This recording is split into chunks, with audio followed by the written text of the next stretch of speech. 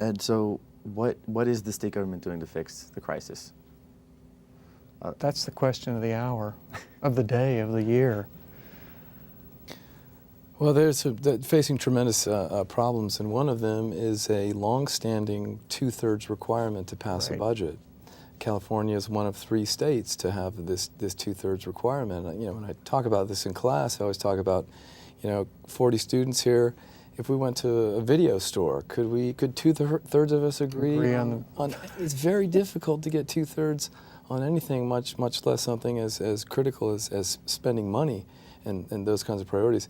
So, I mean, a lot of reforms, and I think there are initiatives going around right now to lower the two-thirds requirement to a lower supermajority of, say, 55%. But I think from the perspective of business, then they worry whether California's one-party state, and we're really a one-party state, would throw off the sort of balance that you need with business, sort of not scaring business off too much. So. Well, I think the whole issue of looking at the state's budget is not rocket science. It's a very straightforward proposition. You have a certain amount of revenue that you bring in from the taxes that you collect. You have certain expenditures from the programs that you operate and the employees that you have. When your revenue stream slows down and can't meet the obligations of your program or employee side, you need to cut back on those programs or raise revenue. I mean, you don't have any other choices.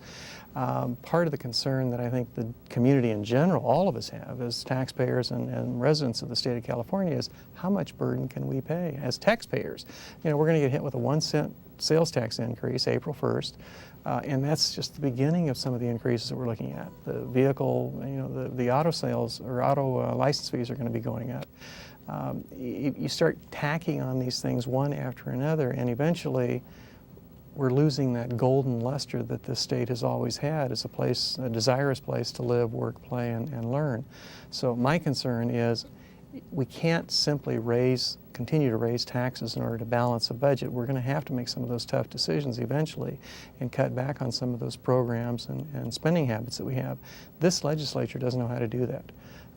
This governor has tried to impose some of that discipline or some of that mentality, and has just been beaten up every time they've tried to impose that. And it's not an endorsement statement for Schwarzenegger. It's just the reality is he understands that you've got to cut back on what you're spending.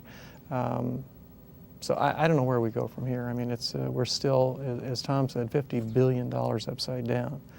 And you can't make that up all by raising taxes. We can't tolerate that burden. Let me throw a little additional complexity on the issue. So, we're here on Cal State Northridge campus, and I think everyone can agree the importance of universities and education generally. But if you look at almost half of California's budget is spent on education. Most of that is on K through 12. And California is roughly 40 out of 50 states in per pupil spending.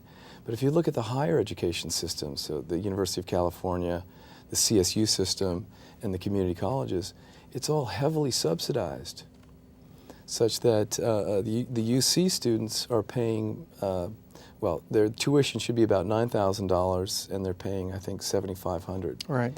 Here on campus, the fees are about $3,400, and the actual cost is something like $12,000.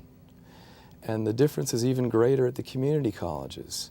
So the community college students are paying just a few $100s, where the cost is much, much greater. And so it's a classic example of what is the proper role of government. Is this the proper way that we should be spending tax dollars to invest in human capital? I'm an educator, so my answer to that is yes. But not everyone is an educator, and they're coming from a different perspective, and so there's a lot of complexity to this issue and tough choices. So you're talking about asking students to pay more in fees. Particularly a lot of students on a state campus like we are now, a few extra $1,000. They're not going to be able to do it. They're not going to be able to cut it. So yeah, it's tricky. So in regards to taxes, I was wondering, Tom, could you please tell us about a controversial tax that was, I guess, changed by Proposition 13, and just what is Proposition 13 and what's the history behind it? Well, Bruce, I invite you to jump in here. Sure. You know this certainly. I mean, the basics of Prop 13 is it passes in June of 1978. It's a property tax revolt. It fixes statewide property taxes for both business and residential at 1%. It can be raised by a small 2% per year, but basically it has made a predictable tax and I think relatively low compared to other states on property taxes. Now the long-term impacts, a lot of people think that Prop 13 is kind of the boogeyman of California politics, for blamed for a lot of things, perhaps some rightfully not. But the Prop 13 has had most of its impacts at the local level, Right. a little bit less so at the state level. So county budgets were impacted a lot in the late 80s and early 90s. City budgets, school districts to some extent, special districts as well. It's another area of tremendous complexity. Very few sort of easy answers there, but that's sort of the basics of Prop 13. Well, and now we have two classes of property owners in the state of California. We have those that are, pre-Prop 13 and those that are post-Prop 13. If somebody has owned their property from before when Prop 13 went through, their tax base is frozen at a ridiculously low level that hasn't had any adjustment for inflation, minor adjustment, 2%, 1.5%, 2% a year. And then you've got the rest of us that bought property after that point, and we're paying full bore at the full 1% evaluation rate. So you've got these two categories of taxpayers. You've got one huge group of people who are not paying anywhere near a proportionate share of what the rest of the taxpayers and homeowners in the state of California are paying.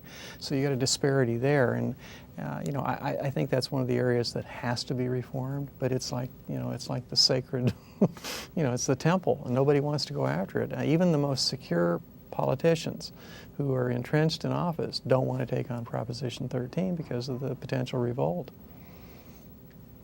So you said that Prop 13 affects cities and counties more so than the state budget. What's a good example where Prop 13 has really affected a city in their revenue?